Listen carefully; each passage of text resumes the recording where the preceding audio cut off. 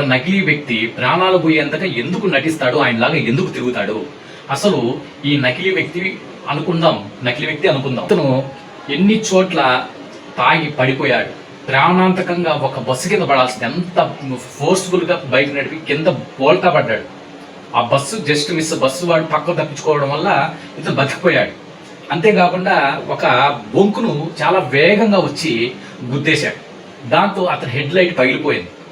So ఇలా ప్రతి చోట ప్రాణాలు పోయేంతగా నటించాల్సిన అవసరం ఏముంది, వాడికి ఏమొస్తుంది? ఇప్పుడు రాష్ట్ర ప్రవీణ్ గారి హత్యని వాదించే వర్గం వారు ఏమంటున్నారంటే, ఒక నకిలీ వ్యక్తిని ఇలా సీసీ కెమెరాల్లో పడే విధంగా తిప్పి, అంతేకాకుండా వైన్ షాపుల మందు అంటే బ్రాందీ కొనేటట్టు చూపించి ఆయన క్యారెక్టర్ అసాసినేషన్ జరుగుతుందని, అలా ఆయన్ని తిప్పి ఆయన నకిలీని ఇలా తిప్పేసి తర్వాత ఆయన్ని చంపేసి ఈ నకిలీ ఈ విధంగా తాగి చనిపోయాడని నమ్మింప చేసి ఆయన్ని ముందు ప్లాన్ ప్రకారం చంపేశారని వీళ్ళ వాదన. ప్రవీణ్ గారు ఆయన రాజమండ్రి ఎక్కడో ఆయన చుట్టుపక్కల ప్రాంతాల్లో కాస్త గొప్ప విధంగా తెలిసి ఉండొచ్చు, కానీ యాక్చువల్గా నేను కూడా పాస్టర్ ప్రవీణ్ గారి గురించి ఈ మధ్య ఈ న్యూస్లో రావడం వైరల్ అవుతున్నాడు, కానీ ఆయన గురించి ఇంతవరకు వెళ్ళలేదు. నేను మొట్టమొదటిసారి వింటున్నా పాస్టర్ ప్రవీణ్ గారి గురించి. ఇంత లాజిక్ ఎలా మిస్ అవుతారు? ఆయన చంపారు అంటున్నారు. ఏ ఎవిడెన్స్ చూసినా కానీ అన్ని ఎవిడెన్స్ కూడా ఆయన తాగి నడిపి యాక్సిడెంటల్గా చనిపోయాడని కూడా గట్టిగా ఎవిడెన్స్ చూపిస్తున్నారు పోలీసు వారు. ఒక్క ఎవిడెన్స్ లేదు ఆయన హత్య చేయబడ్డాడు, ఆయన నకిలీ ఇలా అందరికీ కనపడేట సీసీ కెమెరాలో తిరిగారు ఇలా చెప్పడానికి ఒక్క సాక్ష్యం లేదు. ఆయన మొట్టమొదటి ఇంటి నుండి బయటదేరిన తర్వాత ఒక బ్రాందీ షాపులకు వెళ్ళి 20 నిమిషాలు లిక్కర్ కలెక్షన్ చేశాడు. మంచి వైన్ ఏముందో చేసి ఒకటో లిక్కర్ బాటిల్ కొనుక్కొని తర్వాత దాన్ని యూపీఐ ట్రాన్సాక్షన్ చేశాడు. సరిగ్గా ఎగ్జాక్ట్ టైం కూడా యూపీఐ ట్రాన్సాక్షన్ టైము, సీసీ కెమెరాలో రికార్డ్ అయిన టైము, ఆయన ఇమేజ్ 2 మ్యాచ్ అయిపోయాయి. ఓకే, తర్వాత మళ్ళీ డ్రైవ్ చేశాడు. మళ్ళీ ఇంకో చోట మళ్ళీ లిక్కర్ పర్చేజ్ చేశాడు, సరిపోలేదని. అక్కడ కూడా సీసీ కెమెరాలు రికార్డ్ అయ్యింది, యూపీఐ ట్రాన్సాక్షన్ చేసింది. ఆయన అలవాటు ఏంటంటే ఇలా బొటన్ వెత్తి చూపించడం, అంటే ట్రాన్సాక్షన్ సక్సెస్ అయిందా లేదా అని వారికి చూపిస్తాడనమాట. అలా చూపించాడు. అలా 2 చోట్ల మద్యం సేవించి ఎక్కడంటే అక్కడ పడుతూ లేస్తూ స్పీడ్గా డ్రైవ్ చేస్తూ ఒక పెద్ద యాక్సిడెంట్ గురవ్వాల్సింది. ఒక బస్సు రాకముందే ఈయన స్పీడ్గా నడిపి కింద చాలా దారుణంగా పడిపోయారు, అంటే పల్టీలు కొట్టాడు. వెంటనే బస్సు వాడు ఎక్కించాల్సింది బస్సు పక్కకి వెళ్ళిపోయింది. అంత నకిలీ అయితే వాడు ప్రాణాలు ముప్పు తెచ్చుకునేందుకు నటిస్తాడా? అలా బస్సు పక్కగా వాహనాలు స్పీడ్గా అటు ఇటు వస్తూ ఉంటే అక్కడ అలా పడిపోతాడా? పల్టీలు కొట్టి పడిపోతాడా? అంటే నకిలీ అంటున్నారు కదా మీరు, పాస్టర్ ప్రవీణ్ కాదు నకిలీ, ఆ రూపంలో తిరుగుతున్నాడు అంటున్నారు కదా. తర్వాత ఇంకొక పాయింట్కి వద్దాం.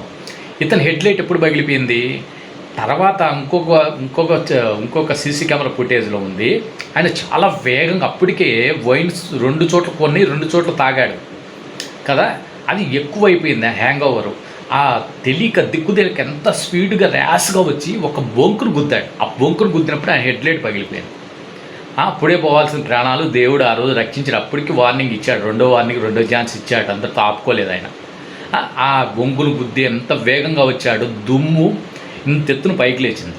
అంత వేగంగా వచ్చి బొంగును గుద్ది నటించి అంత ఏముంటుంది, నకిలీకి అవసరం ఏముంది? సో ఇవన్నీ చూస్తే కూడా తర్వాత పెట్రోల్ బంకుకి వెళ్ళాడు. పెట్రోల్ బంకు ఎదుట సీసీ కెమెరాలో రికార్డ్ అయింది. అస్సలు వెళ్ళలేకపోతున్నాడు, అలా ఇలా పడిపోతున్నాడు. నిదానంగా పెట్రోల్ బంక్కి వెళ్ళాడు. పెట్రోల్ పడుతూ ఉంటే పెట్రోల్ పట్టేవాడు నాజర్ పట్టుకున్నాడు. ట్యాంకులు పెట్రోల్ పడుతూ ఉంటే నాజర్ పట్టుకుని హ్యాండిల్ అనుకొని పట్టుకున్నాడు. అంత కన్ఫ్యూజింగ్ స్టేజ్లో కూడా ఇంకా మళ్ళీ బైక్ని అంత స్పీడ్గా వేగంగా నడిపేసి ఒక చోట మళ్ళీ ట్రోల్ ప్లాజా అనే ఒక చోట మళ్ళీ దారుణంగా పడ్డాడు. ఆడ చుట్టుపక్కల వారు వచ్చి పైకి లేపి కూర్చోబెట్టారు. పోలీసు వారికి ఫోన్ చేశారు. ఒక ఆయన ఎవరో వచ్చి మీరు స్థితి సరిగా లేదు, మీరు రెస్ట్ తీసుకోండి, మీరు నడపకూడదు అని చెప్పడంతో పార్క్లో 2.5 గంటల సేపు పడుకున్నాడు. తర్వాత పోలీసు వారు అక్కడ ఎవరో ఉంటే వారు కన్ను తప్పి మళ్ళీ డ్రైవింగ్ చేసుకుంటూ ఆల్ రైట్ అంటే వెళ్ళిపోయాడు. చాలా చోట్ల పడ్డాడు, చాలా చోట్ల లేపారు, చాలా చోట్ల ప్రమాదకరమైన స్థితిలో ఎన్నో ప్రమాదాలు తప్పించుకున్నాడు. ఇన్నిసార్లు దేవుడు ఛాన్స్ ఇచ్చాడు, కానీ చిట్ట చివరి చీకట్లో వెళ్ళిపోతూ ఓన్లీ సిగ్నల్ మాత్రమే వెలుగుతుంది. ఆయన లైట్, హెడ్ లైట్ లేదు కదా. అలా ఒక గొయ్యిలో పడిపోయాడు. 7 అడుగులు గొయ్యిలో పడిపోతే ఆ గొయ్యిలో పెద్ద పెద్ద కంకర్రాలు ఉంటాయి. అంత ఫోర్స్లో వచ్చి పడిపోవడం వల్ల ఆ కంకరాలు బాగా గుచ్చుకొని ఎక్కడంటే అక్కడ గుచ్చుకొని ఆయన చనిపోవడం జరిగింది. సో అన్ని సాక్ష్యాలు ఇప్పుడు అర్థమైన విషయం ఏంటంటే ఒకవేళ ఎంత నకిలీ అయినా పాస్టర్ ప్రవీణ్ రూపంలో తిరుగుతుండేవాడైనా కూడా తిరిగేసి గమ్మున వెళ్ళిపోతాడు. కానీ ఇలా ప్రమాదకరంగా బొంగులు గుద్దుకోవడం, రోడ్డు పైన ప్రమాదకరంగా అటు ఇటు స్పీడ్గా వెహికల్స్ వెళ్తుంటాయి, హై స్పీడ్లు వెళ్తున్నాయి, ఆడ పడిపోతాడా? ఇంత ఇంత ధైర్యం చేస్తాడా? అంత అవసరం ఏముంది? ఆయన అంత పేరు ప్రతిష్టలు రాష్ట్ర వ్యాప్తంగా ఏముండాయో నాకు అర్థం కావడం లేదు. ఆయన ఆయన గౌరవించదగిన వ్యక్తి, మంచి స్థాయిలో ఉండే వ్యక్తే, కానీ మరీ అంత విజృంభించే పేరు ప్రతిష్టలు మాత్రం ఆయన గురించి నేను మొదటిసారిగా వీడియోలు చూస్తూ వింటున్నాను. ఈ మధ్య వైరల్ అవుతున్నాడు అంతేగాని ఆయన చనిపోయిన తర్వాత ముందు ఆయన ఎవరో కూడా నేను కూడా వెళ్ళలేదు. సో అనాలిసిస్ చూస్తే ఇప్పటికి కూడా ఆయన మరణం హత్యను సహజ మరణం కాదు అంటూ ఇప్పటికి కూడా గోల పెట్టడం ఇది చాలా మూర్ఖత్వం.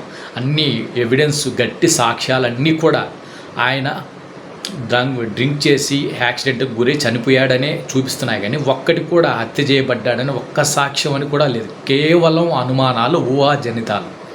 సో వీడియో ఇన్ఫర్మేటివ్ అనిపిస్తే షేర్ చేయండి, సబ్స్క్రైబ్ చేయండి. మీరేమనుకుంటున్నారో ఖచ్చితంగా కామెంట్ చేయండి, లైక్ చేయండి. జై హింద్, జై భారత్.